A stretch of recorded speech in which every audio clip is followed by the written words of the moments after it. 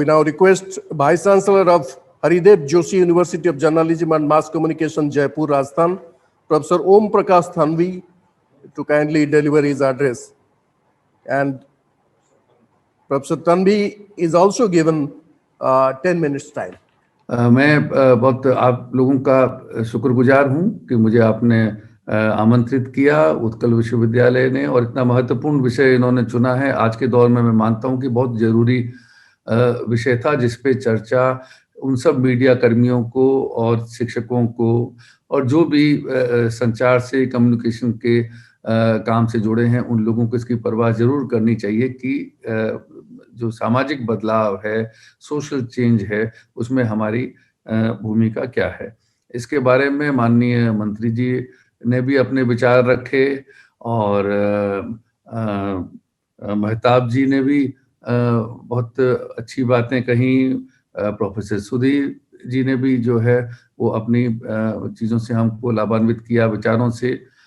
मैं फील्ड का आदमी हूँ, मैं पत्रकारिता करता रहा हूँ, आप जानते हैं, और अभी आपकी इस दुनिया में नया व्यक्ति हूँ। मुझको ज़्यादा कोई पढ़ाने का अनुभव नहीं रहा। मैंने कुछ समय JNU में ज़रूर पढ़ाया, लेकिन मैं ये देखता हूँ कि दो चीज़ें जिन पे मैं जोर देना चाहता हूं। एक तो ये कि पहले हम ये समझें कि किस तरह से मीडिया के रूप जो है, मीडिया के जो फॉर्म्स हैं, वो किस तरीके से बदलते चले गए हैं, है ना। कम्युनिकेशन के लिए, संचार के लिए सिर्फ अब कोई अखबार नहीं है, अब सिर्फ टेलीविजन नहीं है, सोशल मीडिया जो है उसकी भी बहुत भूमिका है और उसका भी दायरा बढ़ता चला जाता है। अगर हम देखें तो जो सोशल मीडिया है, चाहे फेसबुक हो, ट्विटर हो, इंस्टाग्राम हो, अब यूट्यूब का चैनल भी, यानी कि लोगों को जरूरत नहीं है कि बहुत करोड़ों रुपया खर्च करके और वो लोग चैनल चलाएं। वो नेटवर्क के बजाय वो यूट्यूब के जरिए भी कुछ लोग जो है अच्छा काम कर रहे हैं। और हमने देखा कि पिछले दिनों में बरखा दत्त और अजीत अंजुम वगैरह में इन लोगों ने काम किया है। और इसके अलावा चीजें जो हैं जो कल तक नहीं थी, रेडियो अभी भी हमारे यहाँ पे जो है वो सिर्फ एक सरकार के नियंत्रण वाली चीज है, सरकार का कंट्रोल है। खबरों के लिए आपको रेडियो स्टेशन नहीं मिलेंगे, लेकिन अब पॉडकास्ट जो आया है, जो एक तरह का इंटरनेट रेडियो है, उसकी पश्चात उसका इसमें शरीक होना, शामिल होना, ये भी एक नए तरह का कहना चाहिए कि माध्यमों का हमारे सामने दायरा खुलता चला जाता है। तो बहुत सारे माध्यमों का दायरा बढ़ता चला गया और आने वाले दौर में और क्या माध्यम सामने आएंगे हम लोग नहीं जानते हैं कि किस तरह से संचार में चीजें जो हैं वो व्यापक होंगी। दूसरा मेरा ये सोचना है कि इस कम्युनिकेशन शब्द अपने आप में जो है वो बहुत व्यापक है, बहुत बड़ा है। यानी संचार में आप चाहे फोक थिएटर को लें, वो भी एक तरीके से कम्युनिकेशन का पार्ट है। पहले जैसे सरकारें कम्युनिकेशन के लिए गांव-गांव, कस्बे-कस्बे भेजती थी अपनी टीम्स को, वो संचार का ही हिस्सा है, चाहे वो जर्नलिज्म नहीं है। जैसे महात्मा गांधी के बारे में अक्सर विश्वविद्यालयों में पढ़ाया जाता है। जब मैं आया यहाँ तो मुझको हैरानी हुई, कहा कि गांधी एज ए जर्नलिस्ट, इसकी बहुत चर्चा होती है। मैं गांधी जी को जर्नलिस्ट नहीं मानता हूं, क्योंकि गांधी जी का जो काम था उसको आप कम्युनिकेशन के दायरे में रखिए। गांधी एज ए कम्युनिकेटर, वो कोई मामूली काम नहीं है, वो बड़ा काम है, क्योंकि जर्नलिज्म का दायरा थोड़ा अलग है, जिसमें आप कई तरह की जानकारी देते हैं, विश्लेषण करते हैं, सूचनाएं देते हैं।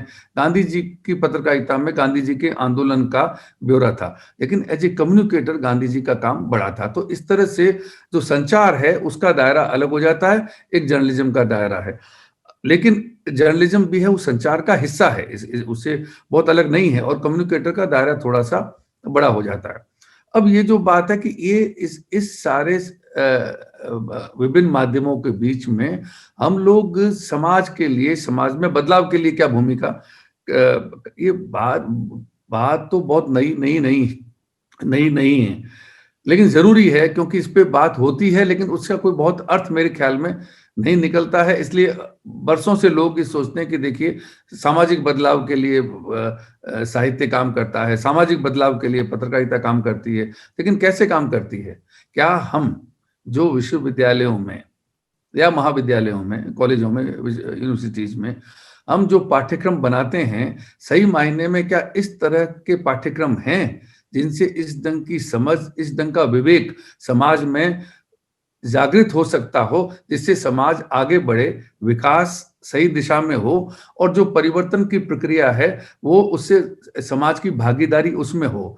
हमारा देश उदाहरण के लिए हम जानते हैं कि अशिक्षा इस देश में कितनी है, चिकित्सा को लेकर के कैसा विवेक है। अभी हमने इस कोरोना की महामारी के दौरान भी देखा जिसमें लोग अंधविश्वास का प्रचार कर रहे हैं, क्योंकि और वो भी कोई अशिक्षा से कोई अलग चीज नहीं है अंधविश्वास, लेकिन चिकित्सा के मामले में भी विवेक हमारे यहाँ पे बहुत ही क्षीण है, जबकि इतनी पुरानी आयुर्वेद की परंपरा रही है और तमाम चीजें हैं गिनाने को, लेकिन कायदे से उस ढंग से लोगों में जागरूकता नहीं है।